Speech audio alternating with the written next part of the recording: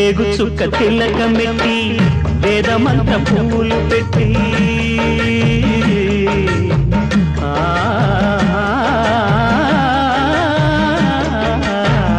వేగు చుక్క తిలకమెట్టి వేదమంత్ర పూలు పెట్టి పాదసేవ చేసుకునే వేడ దాటిపోయనని ప్రశ్న వేయకుంటే మంచిదే ఇద్దరికి పెద్ద కొడుకంటే ముద్దేలే తండ్రికి అందుకనే గుండె నీ గురు పీఠమైనది ఆరాధ్య దైవమని కొని ఆడుతున్నది అంతకు మించిన భాగ్యం